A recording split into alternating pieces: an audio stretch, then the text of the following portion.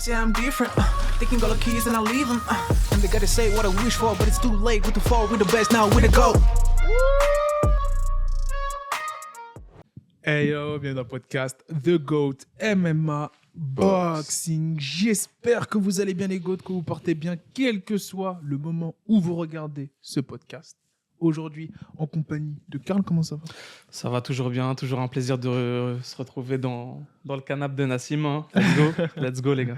Nassim, justement, comment ça va? Ah, nickel, fatigué mais bien, tu vois. Et oui, fatigué parce qu'il a charbonné ce week-end. Il nous a sauvé l'insider favori de The GOAT.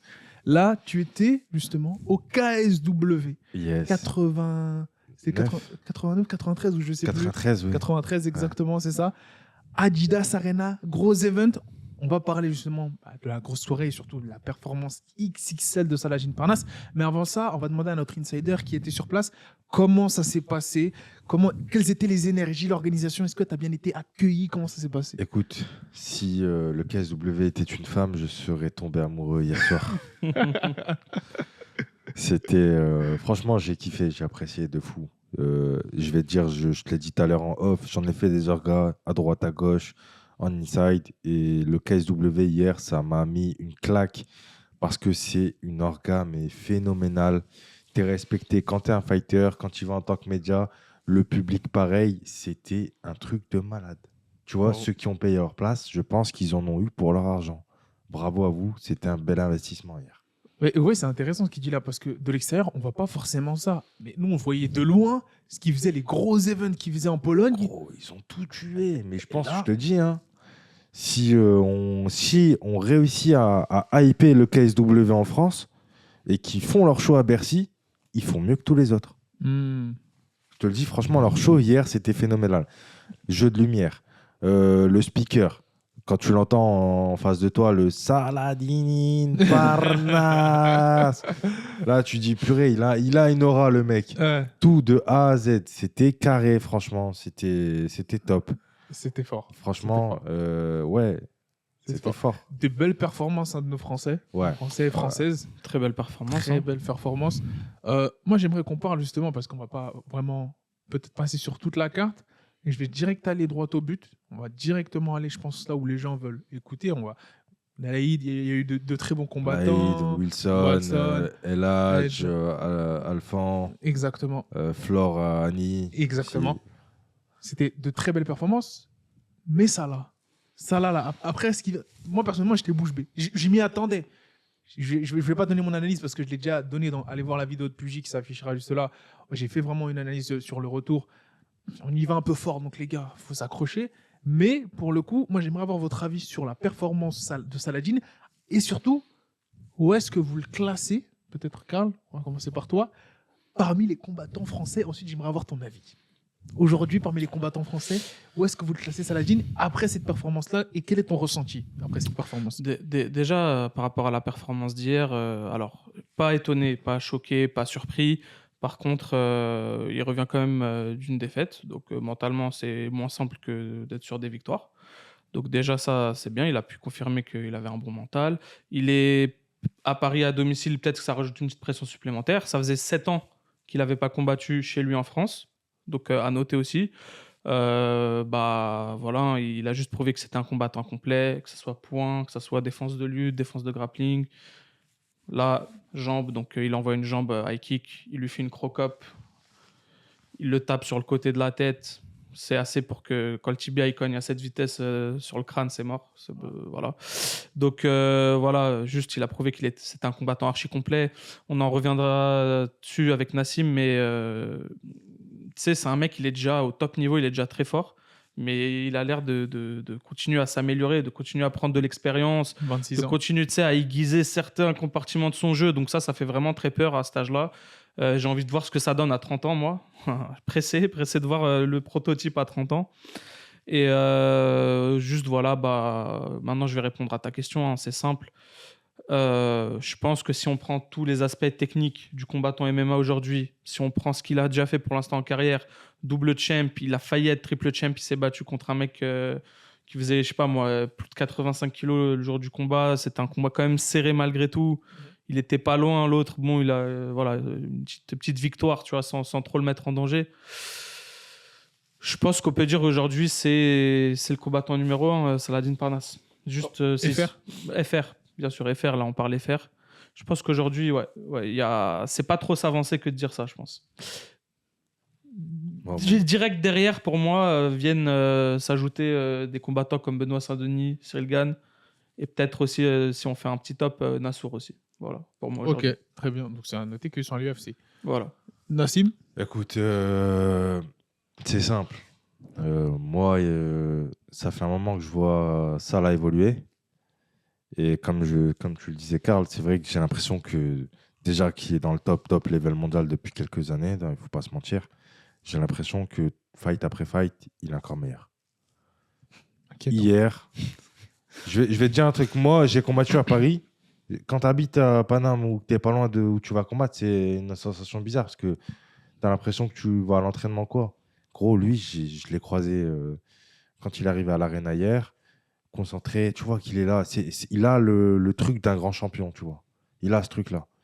Et ses perfs, voilà, elle parle d'elle-même, tu vois. C'est que le gars, il a failli devenir triple champ malgré cette défaite. Moi, j'ai même pas envie, tu vois, de considérer ça comme une défaite parce que j'ai l'impression que, en plus de prendre de la maturité dans la cage, il a de la maturité dans la vie parce que on l'avait tout de suite entendu le soir de Bartos. C'était des mots posés. Oui, bon, bah, c'est une défaite, c'est comme ça. Il l'a accepté, mais c'était pas une défaite où tu te fais éclater la tête. Tu vois. C'est une défaite sur un gros challenge pour être triple champ dans une catégorie qui est qui est à 2 catégories au-dessus de celle dans laquelle tu as démarré, tu vois. Et clairement, pareil, je le mets numéro 1 pound for pound en français. Et en plus, tu vois, j'ai déjà tourné avec, je sais à quel point il est chaud. J'ai déjà pris la jambe. Et autre chose, moi, je vais vous dire, hein, comment dire, la fédération d'athlétisme, les gars, si vous avez besoin de mecs pour le 400 mètres aux Jeux Olympiques qui arrivent à Paris, tout ça, et que c'est bien payé, appelez-le parce qu'on le voit aussi à la piste. Hein. Cardio de fou. Ouais. Tu vois. J'ai goûté avec eux. Cardio de malade. Il cogne de plus en plus fort. Ah. Il a un débit de fou. Les gars, Salah numéro 1. Et c'est vrai, comme tu disais tout à l'heure, il y en a quelques-uns après qui sont très bons aussi. Benoît Saint-Denis, Nassourdine. Moi, je mets Nassourdine direct après parce que Nassour. Il est chaud, Nassourdine. Nassour, on le voit pas forcément dans la cage parce qu'il prend des gars bien chauds aussi à l'UFC. Mais il est vraiment très très chaud. Franchement, tu dis on le voit pas forcément, mais en vrai, si, on le voit. Franchement, si tu connais. Aujourd'hui, si tu connais un peu les sports de striking, genre boxe, pied-point, si tu connais un peu le sport de combat en général, tu vois qu'il est quand même au-dessus Nassourdine. Tu vois que techniquement, il est vraiment au-dessus quand même. Dans son striking, son déplacement, son coup d'œil, tu vois qu'il y a quelque chose quand même. Tu vois, on va dire, toi, c'est encore un niveau au-dessus. Tu tournes avec des gens, tu vois, tu peux direct avoir une comparaison, tu as quelque chose de concret. Mais même nous, juste devant l'écran, regarder, tu sens quand même qu'il y a quelque chose en plus. Tu vois ce que je veux dire ? Ouais. C'est au-dessus. Hein. D'ailleurs, il était là hier soir en plus. Ouais, exactement, dans les bureaux d'RMC.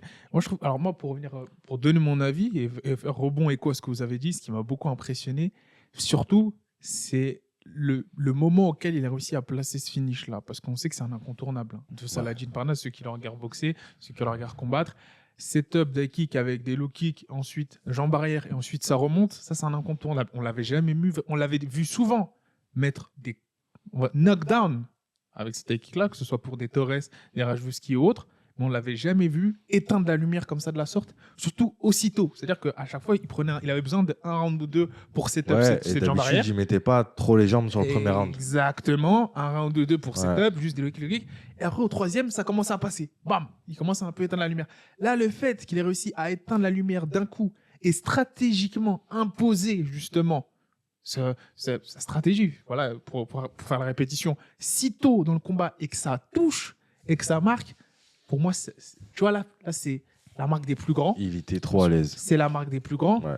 Et tous les combattants français devraient s'inspirer de ça. C'est ça qui est fort. Parce que c'est peut-être ça aussi qui a manqué. On fera la transition plus tard. Et peut-être à Morgan, en termes de stratégie, parce qu'on voit que Morgan, il avait toutes les armes pour prendre le combat. On voit qu'il a le niveau UFC de loin, de très très loin. C'est le très très haut niveau Morgan, mais c'est peut-être là où ça a pêché.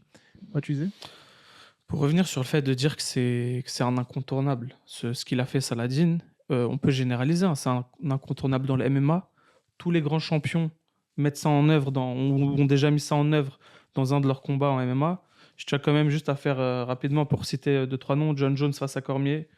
Comment il s'appelle Headshot Dead. Et Léon Edwards face à Kamaru.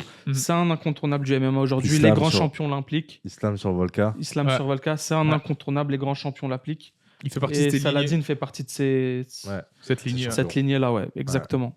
Et c'est important de souligner ça, c'est que Saladin fait partie aujourd'hui dans le monde, parce qu'on a parlé, voilà, pour nous c'est le meilleur FR en ce moment même, mais si tu regardes dans le MMA monde, faudrait voir d'ailleurs comment il est classé en Europe aujourd'hui. qui peut le bousculer. Mais 70 en Europe qui peut le bousculer. À 70, à 66, il est quand même dans le très haut niveau mondial. En fait, c'est simple. Moi, j'ai une chose simple. On peut dire ce qu'on veut de Saladin. Pour moi, que ce soit là et là, c'est là où ça va faire. C'est un peu mon hot take qui fait beaucoup parler les gens.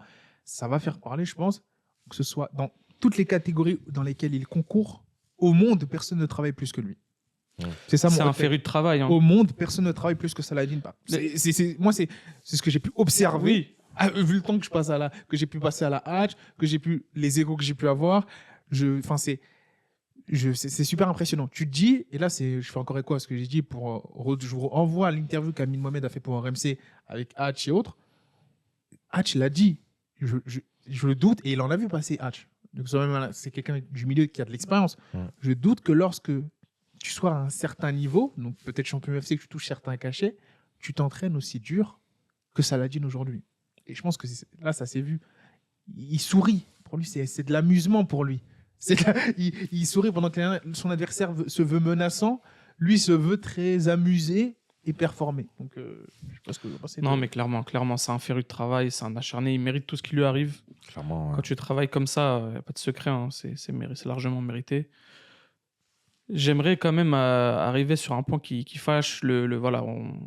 Après le combat, il y a eu ce fameux discours de Hatch et Saladin qui ont subtilement amené le sujet, RMC a subtilement amené le sujet, quelle serait la suite probablement après le KSW pour Saladin. Et voilà, on a bien compris que le facteur majeur qui allait faire en sorte de prendre une décision pour le clan Parnasse, ce serait le cachet à l'argent, ils l'ont dit, ils s'en cachent pas. Et ils ont raison d'être transparents, il n'y a pas de honte, c'est normal. On voit aujourd'hui que c'est pas forcément l'UFC dans les plans du clan Parnasse. Et je pense, couplé avec le fait que c'est un des meilleurs, ou si ce n'est le meilleur français, et qu'il a un potentiel illimité, je pense que c'est ça en fait qui frustre les gens. C'est qu'ils se disent, on a enfin un combattant générationnel comme Saladin Parnasse, et il y a quand même des chances qu'on le voit pas forcément à l'UFC. Ou en tout cas, pas de si tôt. Parce qu'avant, c'est le cachet. Et après, peut-être la gloire d'être numéro 1 un jour à l'UFC. Mais je pense que c'est ça aujourd'hui qui frustre beaucoup de gens, beaucoup de fans du MMA FR. Vous êtes frustré de cette décision-là? Non. Mais moi, après, j'ai pas le même avis parce que il a raison. L'oseille avant tout. Et je veux pas te mentir. Moi, du côté combattant, des fois, tu le vois, tu vas aller dans des grosses orgas, c'est bien, c'est prestigieux, c'est cool, mais t'es pas autant respecté qu'ailleurs et le respect, il passe par l'argent. Moi, je dirais pas que je suis frustré, en tout cas pas maintenant, mais je pense que je le serais si vraiment il arrête sa carrière dans je sais pas combien d'années, on verra, sans être passé au moins une fois par l'UFC, tu vois. Peut-être que là, je serais frustré. J'étais par exemple plus frustré pour Doumbé, qui n'était pas y allé à 30 ans, tu vois, que là, Saladin, 25, 26 ans, je sais pas il a quel âge exactement, ne pas y aller maintenant, c'est pas frustrant pour l'instant. Ça là, je crois, depuis qu'il a 21 ans ou 22 ans, je crois, depuis qu'il a 22 ans, l'UFC, ils cherchent à l'avoir. C'est ça, c'est ça le truc. Déjà. Mais ils cherchent, entre guillemets. Mais les gars, on va faire un plan, on va faire des calculs. Tu vois, on va faire un cours de mathématiques là tout de suite, les gars. Si à 22 ans, il avait signé à l'UFC, tu vois, il aurait pris des 10 plus 10. Bon. Il aurait perdu combien d'argent qu'il n'aurait pas fait au KSW là, Le manque à gagner. Ces 3 dernières années. Oh, le manque à gagner. Je ne sais pas combien de milliers d'argent, combien de milliers d'euros ne seraient pas rentrés. Mais moi, à sa place, je me serais dit, ah ouais, Tu vois, là, tu fais le point à sa place, tu dis oui, j'ai fait le bon choix. J'aurais pu faire l'UFC et prendre beaucoup moins, peut-être le quart de ce que j'ai pris actuellement, ou être au KSW, respecter surtout ça c'est important le respect, et prendre de l'argent. Et qu'est-ce qui fonctionne là dans notre vie actuellement, les gars, 2024? Le nerf de la guerre, c'est l'argent, point. C'est ça.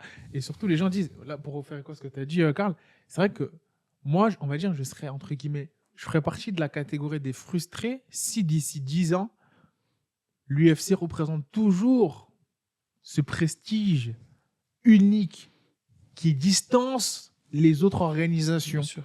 et qu'il n'y est pas allé.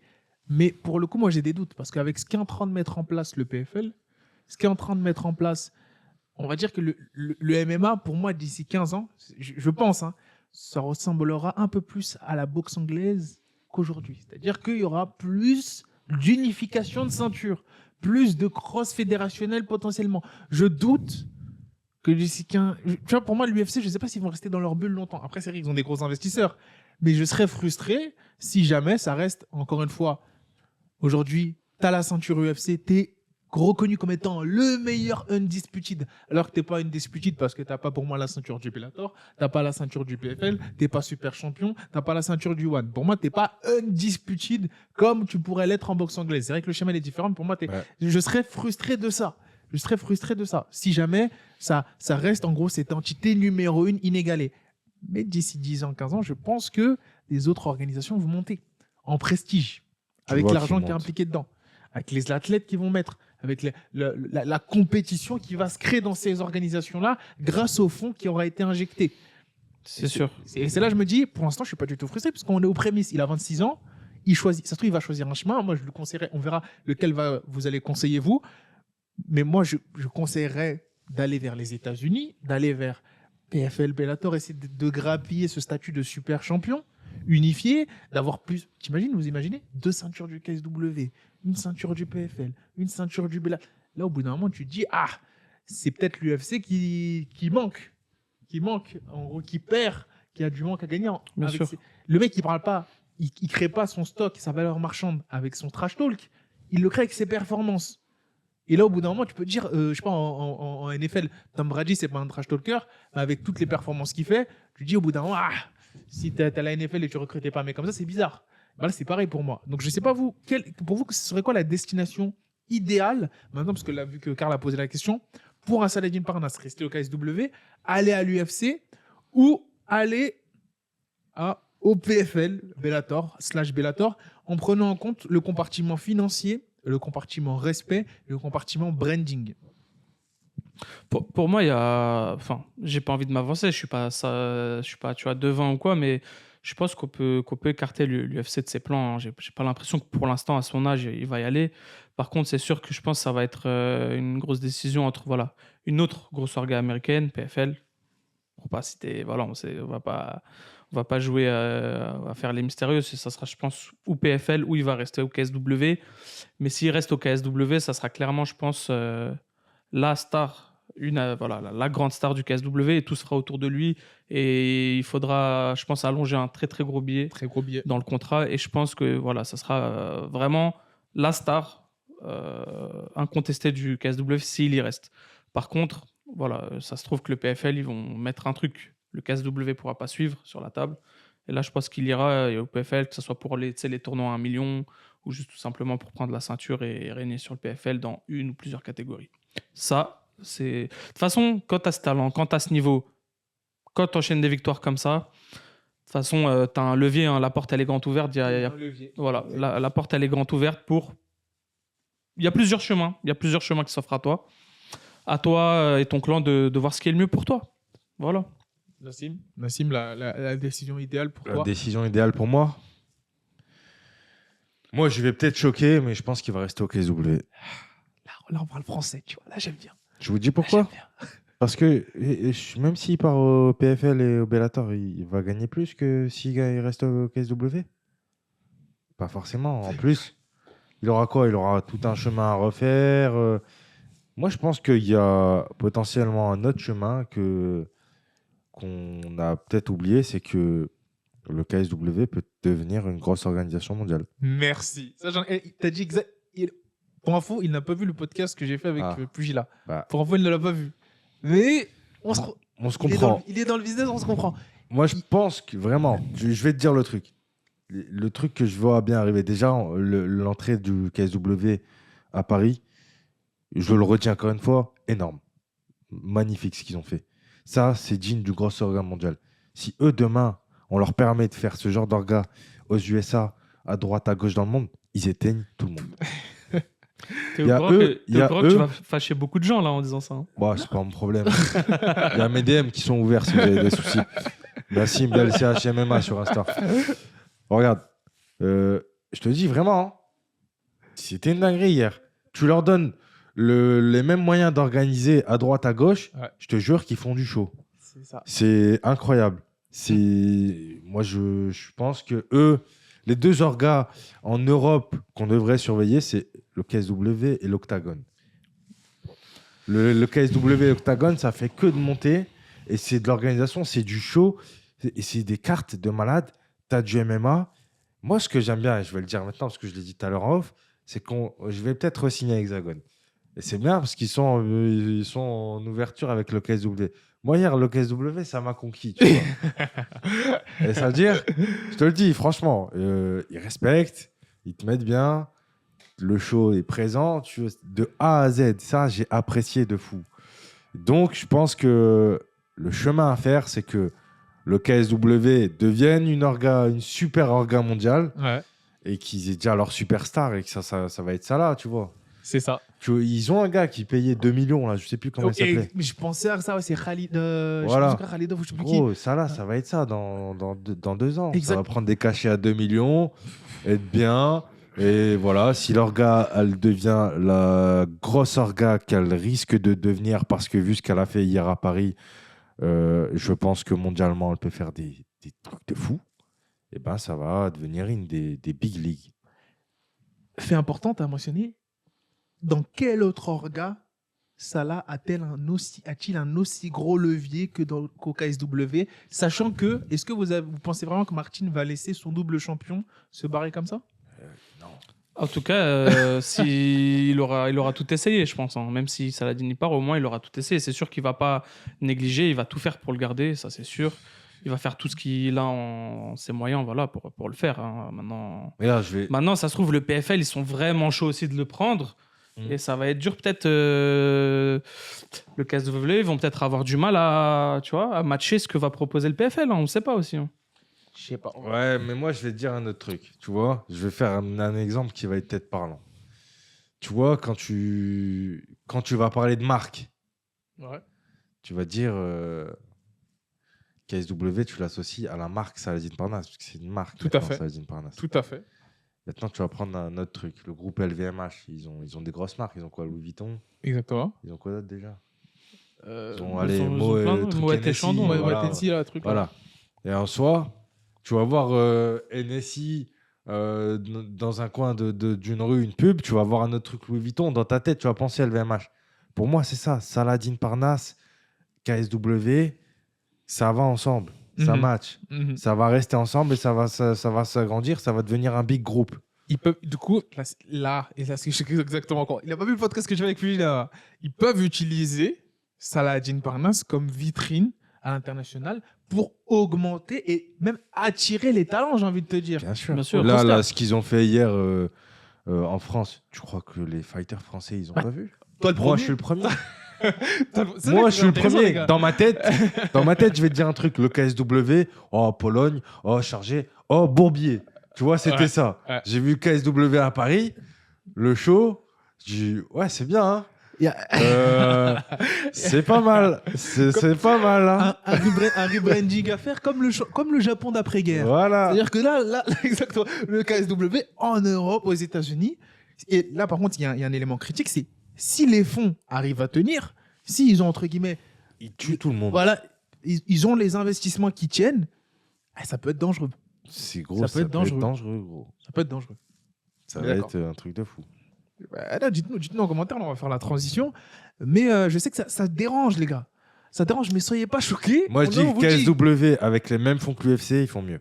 Point. En tout Ah, cas, il faut mieux tirez-moi en tout cas, il ferait dessus, je mieux m'en que le fous. PFL en tout cas. Moi, je vous dis, tirez-moi dessus.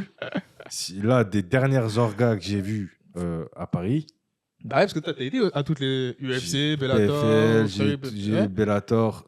Bellator, ça te reçoit bien. Ça, ouais, on est bien accueillis au Bellator. Mais maintenant, mettez-nous un KSW à Bercy, je pense qu'ils font pareil. Ouh. Voire mieux, peut-être. Les gars, je sais que les gens ils se moquent, KSW, XY, etc. On sait pas c'est quel organe, etc. Il y a que des dopés à la FLD, etc. J'avais la FLD hier. Ils ont contrôlé. Hein. Les gars, moi ce que je dis personnellement, ce qu'on pense, c'est qu'au potentiel, ne soyez pas choqués si Saladin reste au KSW. Ouais, ne soyez pas choqués. Ne Moi, soyez pas choqués. personnellement, je te dis, et je le redis maintenant, je suis intimement convaincu qu'il va rester au KSW. Parce que pourquoi partir de là-bas? Tu sais, c'est comme si t'es là, t'es assis, t'es bien, t'es dans Et il est une bien. Lamborghini, tu vois, t'es bien. Ah, il est bien. Et on te dit, ouais, va falloir laisser la place pour aller dans... 206. Non, pas allez, dans, je sais pas, dans un Q7. Alors que dans la Lamborghini, t'es bien. Aïe, aïe, aïe, aïe. Tu vois? Aïe, aïe, aïe. Lamborghini, t'es comme ça, t'es Tu sais que 280 sur l'autoroute. Et là, tu passes au Q7, t'es en familial. Les gosses qui crient derrière. Tu dois... c'est compliqué. Aïe, aïe, aïe, l'UFC. Aïe, aïe, aïe, aïe, aïe, aïe. L'UFC avec leur 10+10. Aïe, aïe, aïe. 20+20. C'est ça aussi. C'est ça aussi, Dana. Dana, faut cracher. Dana, faut allonger. Dana, il n'aura pas le choix dans quelques années. Ça sera plus pareil. Dana, il aura pas le choix. Mais là, ça devient intéressant parce qu'on voit que si on fait la transition avec l'orga de tonton Dana, on voit qu'il y a Morgan hier. Déjà, Nora, très belle performance à Wow. saluer. Tu vois, Nora, je suis content pour elle, Nora, parce que la plupart des gens, ils étaient en mode, son adversaire, c'était Dixon. Bon, elle a changé de nom, elle s'appelle Mullens maintenant, Ouais. parce qu'elle s'est mariée entre-temps, je crois. Mhm. Ouais, elle est forte, et c'est vrai qu'elle est forte. Et tout le monde la voyait perdante et tout. Et moi, je la voyais à l'entraînement charbonner. Ouais, je vais la fumer. Je vais l'éteindre. Elle a eu plein de petites blessures de merde pendant le camp. Et au final, ce qu'elle lui fait hier, genou, foie, high kick dans les dents, violent, high kick dans les Mais dents. tu sais que, Impressionnant de Dinguerie. fou, la kick. mais tu sais que c'est malveillant ce qu'elle lui a fait parce que Ah ouais, de la elle lui a mis violence le genou, c'était déjà fini. C'est bon, elle était en train de tomber, l'autre et tout. Tu sais, elle s'est tournée, elle commençait à aller vers la cage comme ça. Mais c'est malveillant de finir comme ça, en arrière, lui envoyer dans l'angle mort Ah de ouais, mais c'est ce head qu'on kick veut. comme ça. C'est ce qu'on aime. Super, Merci, Nora. super necessary. C'était Super super nécessaire. Ouais, super nécessaire. Hein. Ouais. On aime cet esprit Masvidal. On aura Foucard des Mais ouais, beaucoup de malveillance. C'était Beaucoup, très beaucoup de 9-3 malveillance. ce qu'elle a fait. C'était bien parce que t'as pas l'habitude de voir autant de malveillance. Ouais, elle est violente, hein. Euh, Elle est archi violente, même à l'entraînement. T'as pas envie de tourner avec elle. Des gros. anecdotes, Nassim. c'est ça. Ouais, elle cogne. Hein. Eh oui, parce que que Nassim s'entraîne avec ces athlètes-là aussi. Et du coup, pour faire la transition, parce que là, on est content que ça a performé. Et on était sur une presque top. Il a eu la performance of the night quand même. Il a eu le combat de la soirée. Combat de la soirée, pardon. C'est ça. Combat de la soirée.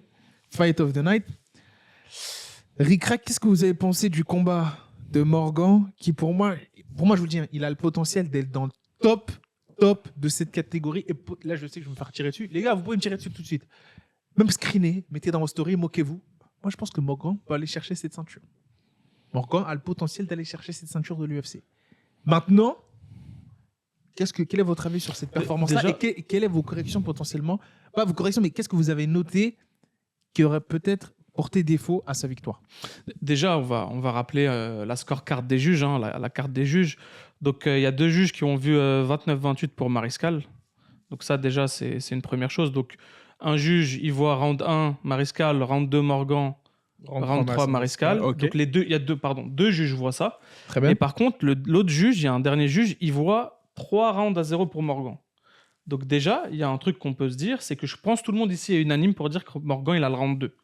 Ça, il n'y a pas de souci. Nettement. Mais c'est sur le round 1 et 3 que là, même chez les juges, il y a une discorde. C'est-à-dire que round 1 et 3, il y a 2 juges qui voient pour Mariscal et il y en a un, il voit pour Morgan. Donc, tu vois, c'est là où c'est un peu tricky. Le combat, ici, on l'a tous vu, il n'est pas facile à scorer. Sur le round 1 et 3. Le round 2, il n'y a pas de débat, je pense. À part vous me dites, hein, mais pour moi, il est pour Morgan. C'est sur le round 1 et 3 que c'est un peu serré. Ça va dépendre du point de vue de comment tu juges un combat, en fait. Ça va plus dépendre de ça. Qu'est-ce que tu en penses, toi, Nassim? Déjà, tu vois quoi comme score et c'est quoi tes justifications? Moi, j'aurais mis serré 29-28 côté Morgan. En fait, je sais pourquoi ils ont mis Mariscal. C'est la fin du 3e round, où il y a pas mal de situations de scramble, où Morgan il est au-dessus, puis ensuite il y a du scramble, il repasse en dessous, puis il repasse au-dessus, puis il repasse en dessous. Et l'autre, il finit fort la fin du 3e round. Et ça, c'est un truc qu'on dit souvent, il faut finir fort les rounds, parce que c'est ce qui marque les esprits avant de la notation des juges. C'est ça. Et moi, je pense que c'est ça qui a fait pencher pour les deux juges dans le scoring de mettre le round 3 pour Mariscal, alors que le début du round 3, il est bien maîtrisé de la part de Morgan, belle gestion, même au milieu de round, hein, quand ça scramble, il n'y a pas de danger. Hein. Toi, tu m'en parlais tout à l'heure en off, 0 danger pour Morgan, même quand ça scramble, qui passe en dessous, que ça repasse au-dessus. Et pour ceux qui ne savent pas, scramble, c'est le fait de renverser les situations, tout ça, en lutte et en grappling. Et du coup, moi, je vois au premier round Mariscal, parce qu'il rentre plus fort dans le fight. Ouais, il met beaucoup de volume et tout. Beaucoup de volume, c'est ça, même sur les phases de lutte, il a réussi à takedown. Et il réussit à cage control. Deuxième, je mets Morgan, unanime là. Troisième, je mets Morgan devant, mais c'est vrai qu'il est serré. Bah, c'est serré, et moi je vois le même scoring que toi, et c'est dommage parce que Morgan, en fait, son style, le style qu'il a, pour moi, dans l'ensemble, il était plus dominant, mais que c'était peut-être pas propice, son style de combat, au scoring, notamment, qui est effectué en MMA et à l'UFC. Parce que quand tu vas le voir comme ça, des magnifiques head movements, où c'est des touches, mais des petites tapotes qui se prend, mais il esquive. En boxe anglaise, ça compte pas. Changement de niveau, hop là, amener au sol, tout ça, c'est des magnifiques séquences qui pour moi vont aller dans le sens de Morgan, mais dans la feuille des juges, ils vont noter Mariscal a touché. En tout cas, 2 juges. Et ça j'aime pas. C'est là que je me dis, j'ai encore énormément à apprendre du scoring en MMA. Quand je vois ce genre de combat-là, je me dis, ouais, le scoring en MMA, c'est spécial. Ouais. Moi, j'avais connu ce débat-là. Un jour, je vais ramener Johnny. Exactement. Ouais, j'aimerais bien parce ça. Que c'est vrai que tu sais, en général, même tous sur les fights de Morgan, tout ça, même quand il y avait eu Vucinic et tout, on attendait un petit peu, on regardait le fight et on analysait un peu genre comment se fait qu'il y a eu c'est pas la première fois où il y a une décision un peu serrée, non, surtout avec Morgan, où le pauvre il se fait banane. Là, il faut qu'on revoie le fight, mais c'est vrai qu'à chaud, le pauvre, tu vois, c'est frustrant parce que je vais vous dire, moi, qu'est-ce que j'ai ressenti en voyant ce combat? J'ai ressenti un Morgan très à l'aise, déjà, tout d'abord, pour commencer. Comme très souvent d'ailleurs dans ces combats. Très très à l'aise. Je l'ai trouvé au-dessus dans le striking, donc debout. Je le trouvais pas du tout en danger. Donc je le trouvais beaucoup plus à l'aise, bien en contre, solide, belles esquives comme on a dit, beau changement de niveau à un moment round 2, incroyable, magnifique. Mais son adversaire, il avait beaucoup le centre de l'octogone. Son adversaire, il était un peu tu vois... c'est pas forcément le combattant très talentueux, mais tu vois, il a un fort mental, il fait qu'avancer. Il va chercher les points. Il va chercher les points. Il a envoyé beaucoup de volume, même si ça touchait pas bien, même si ça faisait pas mal, même si ça mettait pas Morgan en danger. Tu vois, il marquait, il grappillait des petits points par-ci par-là. Et en fait, ce qui se passe pour moi, c'est qu'au final, Morgan, il se fait avoir sur le jeu des points des juges dans un combat où il est, je trouve, meilleur. Il a plus de talent que son adversaire. Il a un plus gros niveau dans pratiquement tous les compartiments, en tout cas en striking sûr et certain. Et tu vois, au final, il perd en fait sur simplement une gestion pas optimale du combat. Bah, en fait, il est tombé face à un champion du monde d'IMAF qui était très académique et qui est venu pour gagner un combat de MMA. Ouais. C'est tout. C'est Ouais. tout. C'est ça. Et c'est ça qui a fait défaut à Morgan. Et moi, ça m'énerve parce que regarde, tu vois, le style, on va pas se mentir. On voit qu'il plaît à Dana. Les bonus qu'il leur donne. Bonus 50K, Fight of the Night. Même malgré cette défaite-là, c'est peut-être dommage en termes de carrière, surtout avec peut-être le palmarès qu'il a. Mais à l'UFC, sa place n'est pas du tout en danger, Morgan. Non. Pourquoi ? Parce que c'est le client parfait. Dana le kiffe. L'UFC kiffe Morgan, kiffe les guerres qu'ils font. Tu peux comparer ça à d'autres combattants, peut-être à l'UFC qui sont français, qui peut-être se mettent pas forcément en danger, auxquels on attend qu'ils se mettent dans ces guerres-là. Lui, dès ses premiers combats, tu sais que c'est le bon client. Tu sais que Morgan, c'est le bon client. Et maintenant, il va peut-être juste falloir ajuster pour être dans l'efficience et orienté victoire, win. C'est ça, orienté victoire. Même si peut-être, alors que ça soit peut-être moins plaisant à voir, mais peut-être plus efficace. Parce que moi, Morgan, je te dis la vérité, dès que je sais que Morgan est combat, je me branche devant la télé et je regarde. C'est ça. Et surtout, c'est son palmarès, il montre pas du tout, il est pas du tout représentatif de son niveau. Tu le regardes combattre, il est à l'aise. il est à l'aise. Là, en face, il a un client quand même, et il est à l'aise dans le combat. C'est vraiment frustrant. C'est dommage. Ouais, c'est dommage, hein, c'est dommage. Et tu sais quoi, moi, à la fin du fight, j'avais l'impression qu'il avait encore 2 rounds à lui donner. Je te jure. C'est genre. L'autre, il était. Ah, non, l'autre, il en voulait plus de cette fumée-là. Non, franchement, c'est fort. C'est fort. Bah, bravo, en tout cas, Marescal, parce qu'il faut le faire, il faut le sortir. Ouais, Les deux ont fait une guerre, une belle guerre. Bah, là, en fait, c'est simple, les gars. C'était du MMA de très haut niveau. Tu peux pas faire. Enfin, là, c'était du. les gens aiment bien dire ça. Hashtag, entre guillemets, niveau UFC. Bah, c'était ça. C'était du très haute intensité, précision. Tu fais une erreur. On voit que les deux ont fait très peu d'erreurs. Hein. C'est-à-dire que si tu fais une erreur, là, tu te fais sécher. Ouais. C'était très tendu le combat. Ça cognait, hein. Ça cognait très dur. Les deux, physique de fou. Très gros physique. Moi, malgré ça, si je peux en tirer du positif, je suis content qu'il soit passé par ce combat-là. Au moins, il a fait ce combat-là à l'UFC. C'est-à-dire qu'il a eu un combat où il l'a éteint. C'était un combat où ça va, sans trop de dégâts. Facile, entre guillemets. Non, faut le dire, facile. Hein. Voilà, facile. Deuxième combat, il a fait sa guerre. Troisième combat, là, il va dérouler. Pour moi, il va dérouler. Ça y est, là, il va prendre la vitesse. Il va dérouler.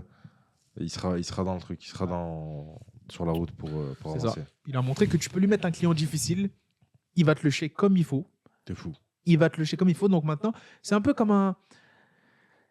Pour moi, c'est. Comment il s'appelle le Renoir là, qui de l'UFC, qui a gagné à 7 secondes. 7 secondes là. Makiné. Voilà, Makiné. Au début, c'était un peu un profil comme ça, mais en fait, tu te rends compte que pas du tout. Il a des fondamentaux beaucoup plus. Pour moi, Morgan, c'est un Makiné avec des fondamentaux beaucoup plus solides. Ouais.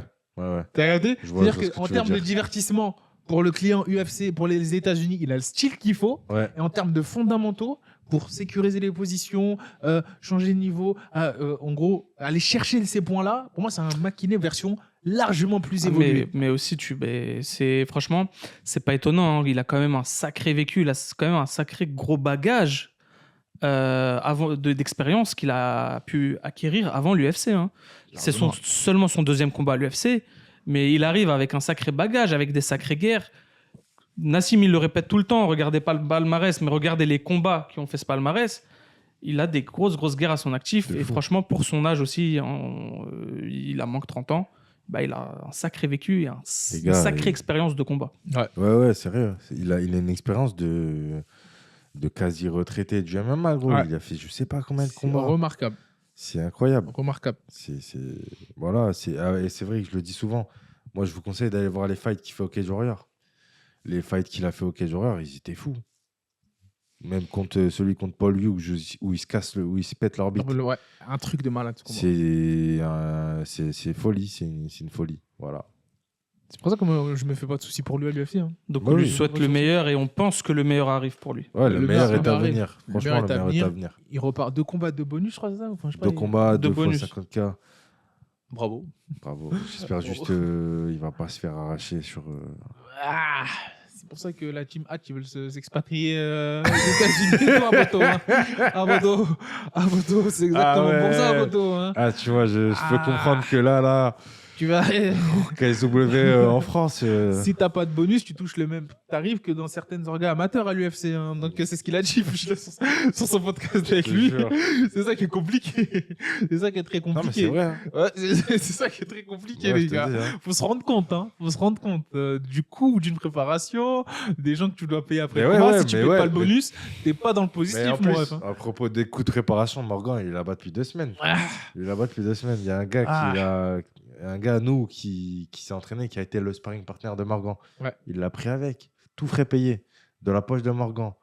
Plus le coach. Tout frais payé. Deuxième coach. Tout frais payé. Après, c'est normal, tu vois. C'est lui qui prend la décision d'aller 2 semaines là-bas, de se mettre dans la bulle et tout. Donc, oui, c'est un coup, les gars. C'est un coup. Non, il y a la volonté de faire les choses bien, mais c'est pour ça qu'il va performer. Parce qu'il a cette volonté de faire les choses bien. C'est un mec il est carré, de ouf. Il était à ça. Pour moi, je donne mon avis, pour moi, il a gagné le combat. Pour moi, il le prend de manière. Mais c'est pas un vol. Ça aurait pu... Tu la donnes à Mariscal, c'est pas un vol. Ça aurait même pu être une égalité. Hein, voilà, exactement. Mais pour moi, enfin, à chaud, pardon. Là, il faut que je regarde. À chaud, c'était. Yes, je pense qu'il a 2 peu, mais il a fini sur le dos 2 fois, je crois. C'est ça, il finit tout à la fin. Sur le dos. C'est peut-être ça, tu vois. Mariscal qui est sur un winning streak, je crois, vaincu aussi ce mec-là, non? Je crois, Tchépé. Ouais, je crois que c'est ça aussi. Ouais. Gros, ouais. Il voulait peut-être pas. Ouais. Les gars, Dites-nous ce que vous pensez. Est-ce que pour vous, c'est du vol? Est-ce que pour vous, ça pouvait aller dans les deux sens? Quel est votre score? Dites-nous tout, les gars. Exactement. Dites-nous tous ce que vous avez pensé du fight de Nora, du fight de Morgan. Et surtout, où ira Salah? Où ira Salah? Où ira Saladin Dites Pernas? Quand tu l'as fait hier, je me suis dit, ça passe trop bien ce truc. C'est ça. Mettez-nous si vous seriez-vous choqué s'il reste au KSW? Mais répondez à cette question en commentaire, les gars. On veut votre avis. Seriez-vous choqué ou pour vous c'est normal, logique? Seriez-vous choqué? Voilà. Moi je veux l'avis des abonnés des GOAT sur cette question-là. Seriez-vous choqué si Saladin Parnasse prolonge au KSW, sachant qu'il a les 2 ceintures de 2 catégories? Voilà. Sur ce, je pense qu'on peut leur dire le mot de la fin. Abonnez-vous et peace les GOAT. Way to go.